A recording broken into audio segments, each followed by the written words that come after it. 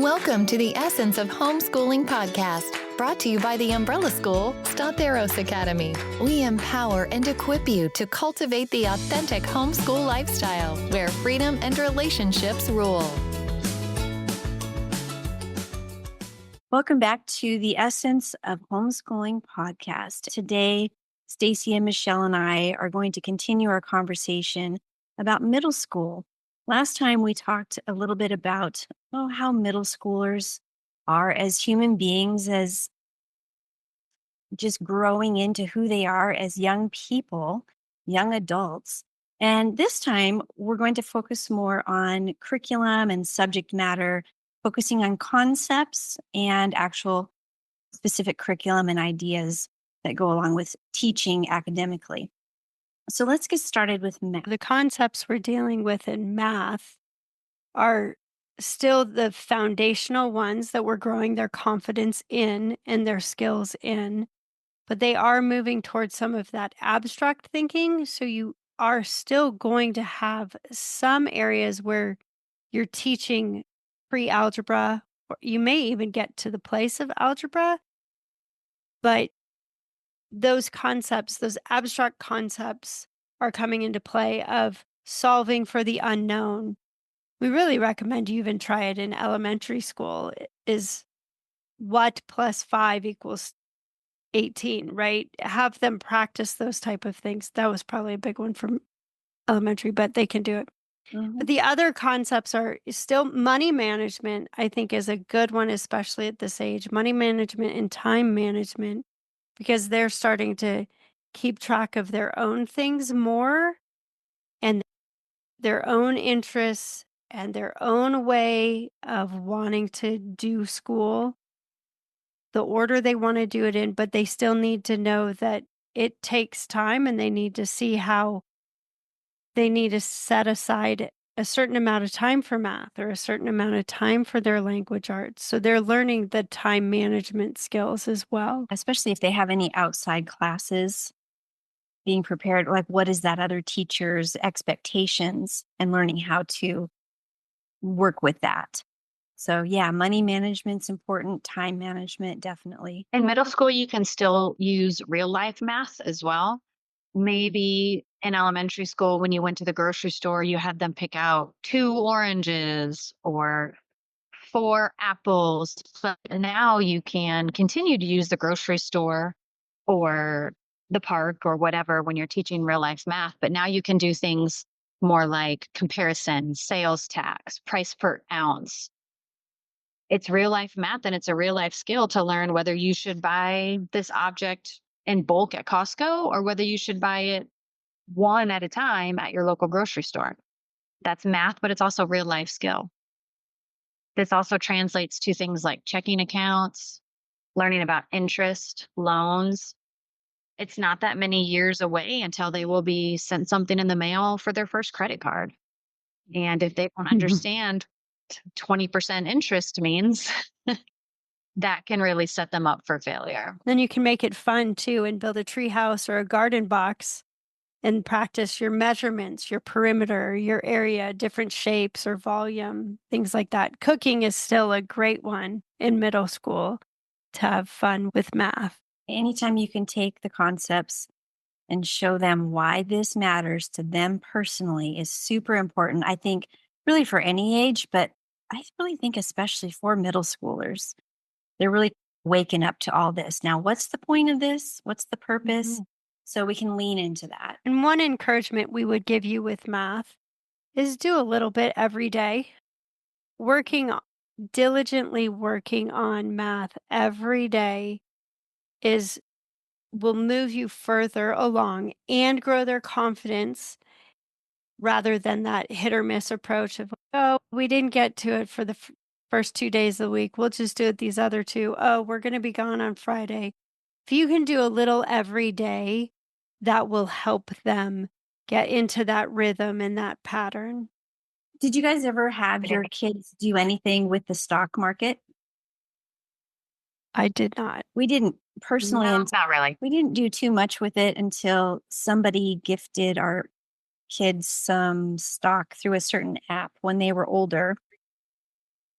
But before that, I had worked with some other families just doing evaluations, or even back when I was teaching, who were working with their kids in the stock market. And I thought that's another fun way to keep an eye on things that are like really real world, real life skills that involve math and that really can capture their attention, and and they can really grow with that in a real practical way. It's a great idea. And those are all great ways to use math in real life without a curriculum to show them how it all works together. But what are some curriculums you all have heard of for math or enjoyed? Well, major homeschool curriculums are Math UC, Saxon, teaching textbooks, and And then of course you have your other older but really well known solid ones. The Bob Jones University Press is good. Abeka is good. It's just it depends on the way your kiddo is wired. But a lot of my families that I work with evaluations like Mr. D Math. I think we mentioned that before. Um, it's an online program, but they have great support and apparently explain things very well. So it might be worth looking into. And then Khan Academy, it's another online program. If your kiddo's not really understanding math concepts the way that they're being taught in one curriculum, then you can hop over to Khan and say, how do they teach this concept over here? And maybe it helps you get over the hump. I do know some families that use it for their entire curriculum. So it really just depends on what works for your kiddo. we discussed Life of Fred in our elementary curriculum podcast. And Life of Fred has middle school books as well and high school books. If this method speaks to your child, you could keep using that in middle school. Yeah, that's good. We also use the Key 2 series, and they're very skinny little workbooks. And so if you have a child who is a little bit math phobic, these might be a good answer for you. Something that is really a gentle, easy approach. That the font that they use is large. I don't know if it's, 20-point font or something. It's pretty big. And it's a little bit of old fashioned graphics, but it's just not intimidating. And they have a set for fractions, they have a set for decimals, they have a set for percents. Those three are probably my favorite because they're pretty foundational and help you get those pre-algebra concepts in there. They actually do have a whole set. It's about 10 booklets. They call it algebra, but it's really more pre-algebra. So just an FYI there. And if you get through maybe 7 or 8 of those books, that's a pretty good pre-algebra series there. And then they have a set on the metric system, and then they have a super basic set on geometry. That's really more of an elementary level. But the Key 2 series is, again, not intimidating, very simple, and might be super helpful for some kids. And then another one I had recently been hearing a lot of my families talk about is called Math Antics. And again, this is an online one. And they have a lane and they stay in it. They have free videos that explain what the concepts are, and they're well done, they're entertaining, they're interesting. And then they have an optional subscription program if you want to sign up and get their practice worksheets and extra stuff. So it's nice, something to check out. Math Antics. I think the bottom line in math is that just remember it is a subject that is systematically built on information. Mm. And you are still laying the foundation in middle school. So don't move on until your student has mastered the basic math facts.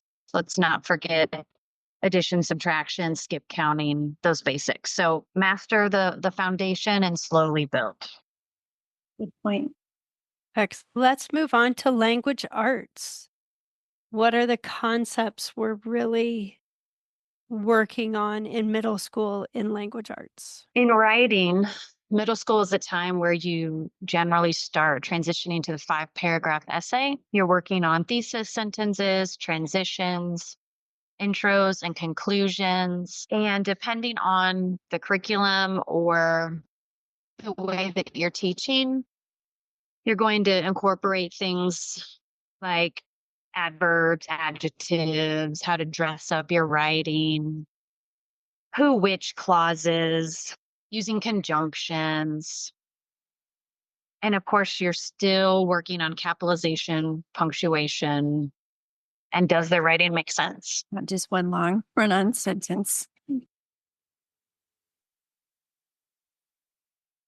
So I had a few tips for writing that have worked well for me personally and just that I've seen other people use as well.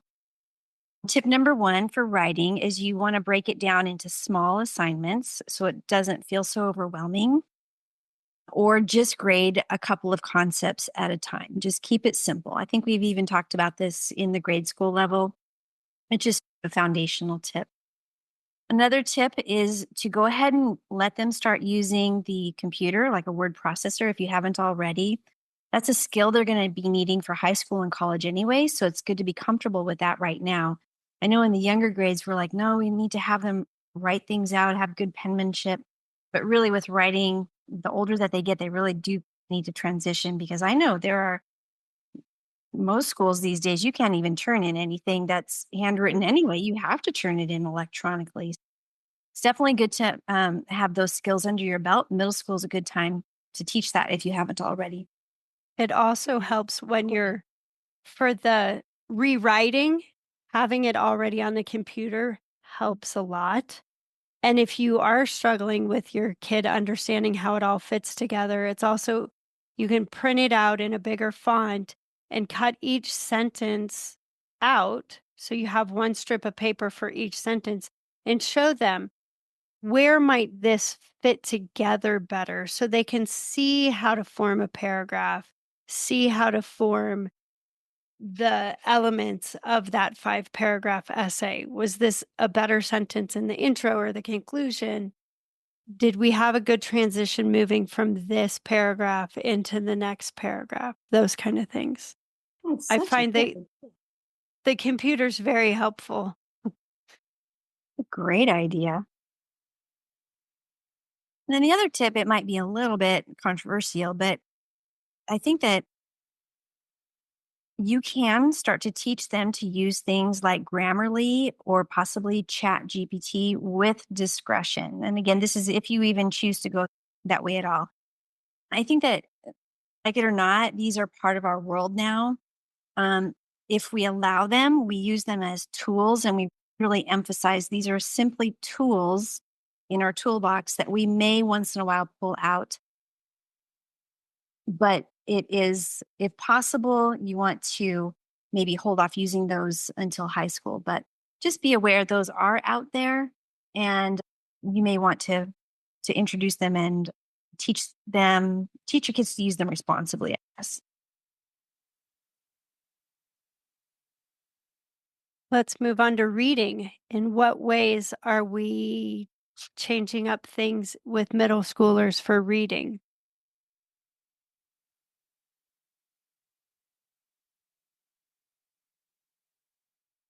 In middle school, you're still reading all the time. They can read to themselves, you can read to them, you can do audiobooks, you can do family read alouds. Don't stop reading to your children just because they can read to themselves. That's a key tip that somebody told me years ago. And at first I thought, why would I keep reading to my child when they can do it themselves? But there's so much research behind reading, reading, reading. Welcome to Start Academy. We are an umbrella school that fulfills legal reporting requirements for homeschoolers in Colorado. But all of our services like transcripts, diplomas, IDs, and coaching are available no matter where you live. Don't forget to check out our store for homeschool essentials like attendance logs, planners, report cards, and DIY high school transcripts. Whether you need help with paperwork, planning, support, or guidance on your homeschool journey, Start Academy is here to support you. Visit theumbrellaschool.com to learn more. So when you're reading now in middle school, you can discuss elements of what you're reading. You can go over things like setting, character, rising action, climax, conclusions, all the parts of a story that inherently we know make up a good story, but now we get to teach them why it makes a good story. And this is where we also get to expose them, just like we did in elementary school, to the variety of writing the fiction, the nonfiction, the poetry. They're going to start catching some of the poetry's meanings more because their abstract thinking is kicking in. Even let them try their hand at their own, even in elementary school. Always let them try. But they're going to be working on figures of speech, understanding the implied meaning as opposed to the exact meaning, and being able to analyze and interpret why would you use a certain form of writing in different areas. Mhm. Like when you're marketing, you don't write a story, you write a bullet point kind of thing. When you're grant writing, again, you don't write a story, but you have to have enough information. So there's different things, not that they're writing grants, but the various reasons for why we write. We don't just write to tell a story, we write to pass on information. And that's the things like the research projects. It's very different from your general creative writing Mhm. or your simple 5-paragraph essay. You're teaching them the skills of how to research and what's important.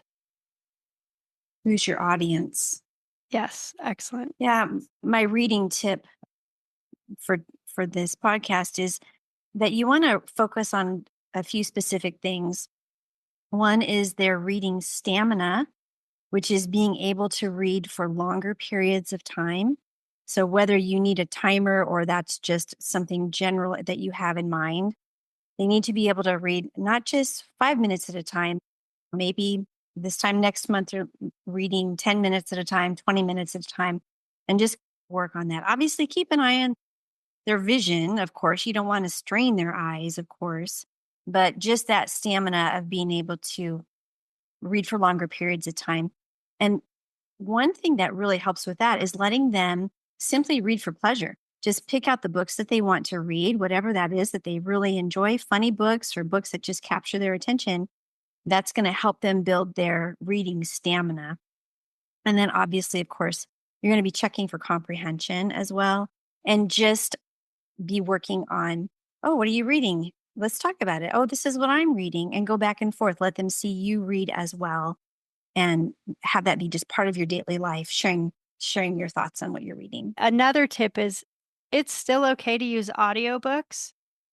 It's just like us reading aloud to them. And sometimes, again, we mentioned this in the elementary years, put the audiobook on while you're all eating together. Then you get to enjoy it with them as well. Then have discussions about the content that is in those books. Because they're going to be picking up on the way language is used, vocabulary, just all those nuances. Also in language arts is critical thinking skills and speaking and communication skills. Mhm. In middle school, they're learning to argue, make a good argument, use reasoning and evidence to back up their argument. They're growing their vocabulary. They're taking information that maybe they learned in elementary school, but now they're connecting it to other bigger ideas in order to make an argument, in order to make a point, in order to write a paper, give a speech, whatever it is that they're doing. So you can work on the speaking and communication skills as part of your language arts curriculum in middle school. And even slowly teaching them in that how to advocate for themselves. This Mhm. is the time where when you go to the doctor, you can actually give them the form. I'd say by 7th to 8th grade, give them the form. Because the sad part of adulting is it's a lot of paperwork, Yeah. but they have to know this and they can start, it's their body. They need to know what's happened in their family history because you won't be there all the time to answer these questions for them. So even just handing those and letting them learn how to advocate for themselves, even in going to Chick-fil-A and asking for a refill on their Yeah. lemonade, right? Remember the elementary years? They were really like, "Oh, no, I can't go up. I can't say anything to a person I don't know." Now they can, and you can help slowly push them toward that. They can order the cut of meat at the butcher counter, whatever it is. Start asking those questions and learning that they have a voice and their voice matters and they're worthy of being listened to. Yeah, there's almost no facet of adult life that doesn't require communication. Mhm. And it's really a good skill for them to start exercising in middle school. Mhm. Hey, how about curriculum? What kind of curriculum have you guys found that you like? Well, there's so much out there, so much. So I think we'll just maybe mention a few, but We always should start with Stacy's favorite and probably my favorite too. Beautiful feet. there you go. Yeah. Can't have this without it. That's right. As And I much as think I love coffee, there are others. Yes. and I think The Good and the Beautiful is starting to be one of those as well. It I just think keeps so. coming up as a favorite. And they've got some nice 7th and 8th grade options. And I've heard a lot about Gather Round.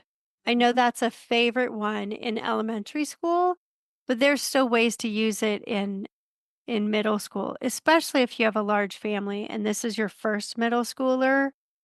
They have ways that you can tailor it to each age group. Yes, I've worked with some evaluations where they've used it really effectively for upper grades as well. So that's definitely a good option. We also use Progeny Press off and on.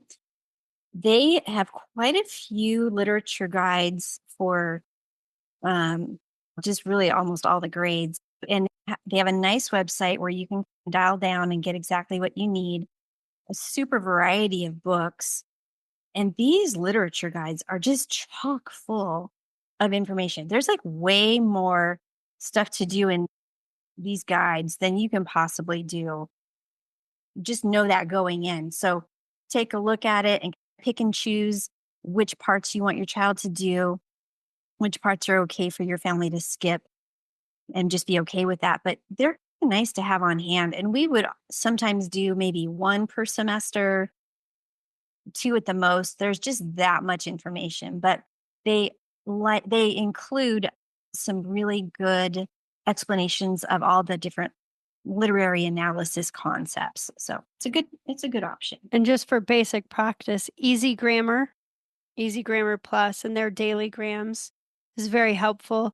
And enjoying word roots because it grows their vocabulary. And that's something by Critical Thinking Company. Yeah, also foundational for other subjects like we've mentioned before. There's another one called Vocabulary from Classical Roots. That's Yeah. very similar. Okay. That one's good. Yeah.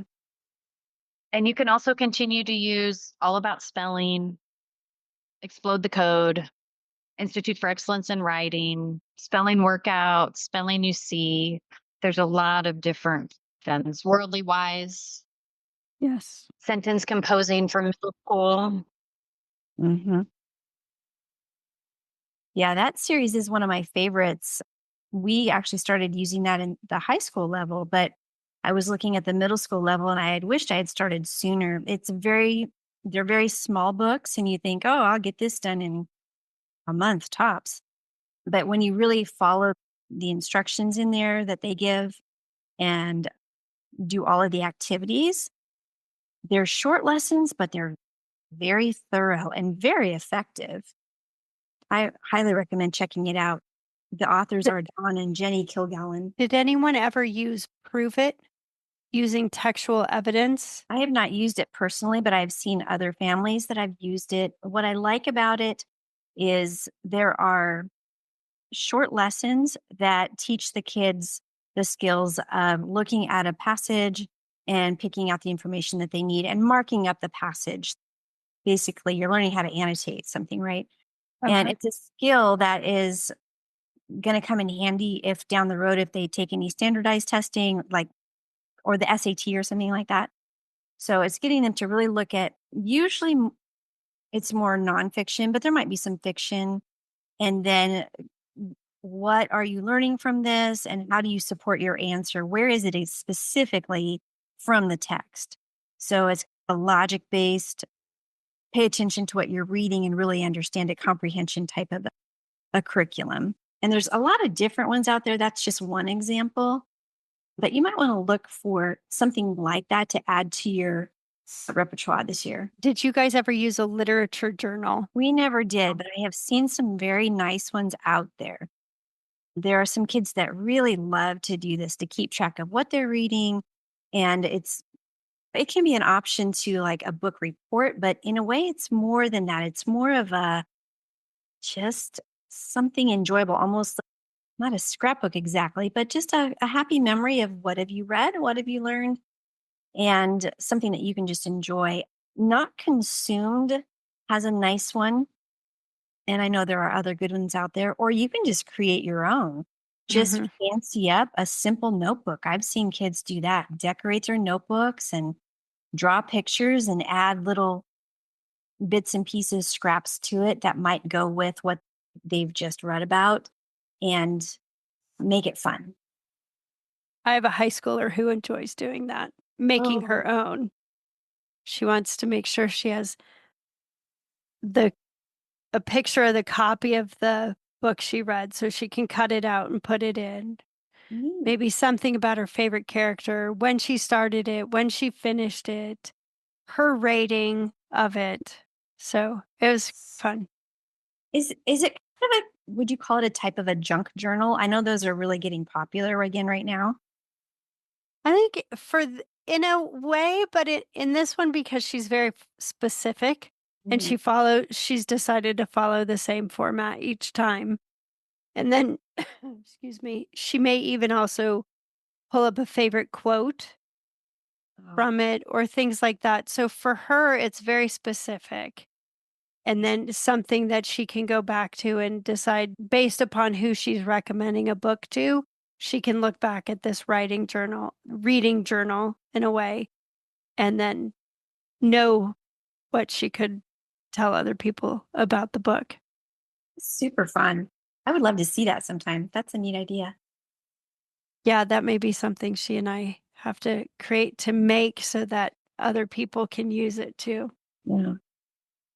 And I've had a lot of kids that I've done evaluations for too that are struggling readers, even in middle school and up to high school. It's not uncommon. And sometimes, besides the audiobooks, you can also actually watch movies as literature. And obviously, that's not necessarily our first choice, but it can be done. And there is a guide called Movies as Literature. You can find it on christianbook.com, probably other places too, I'm sure. And they go through the same kinds of areas where you would teach literary analysis, but this time based on the movie, whether it's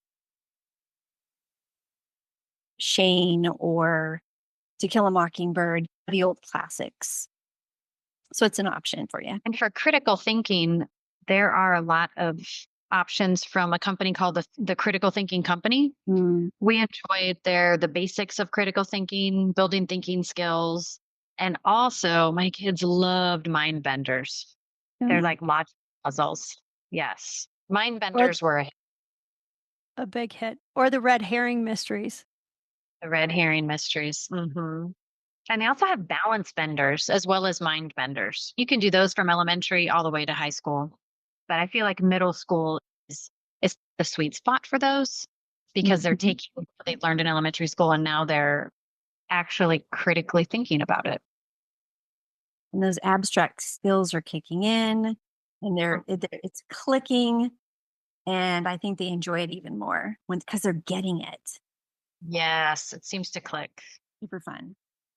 Thank you for joining us on today's episode. We hope that you enjoyed the conversation and found it insightful. Be sure to check out today's show notes for all applicable links and additional resources. If you liked what you heard, please subscribe, rate, and review our podcast. Your support helps us continue to bring you great content. Until next time, happy homeschooling.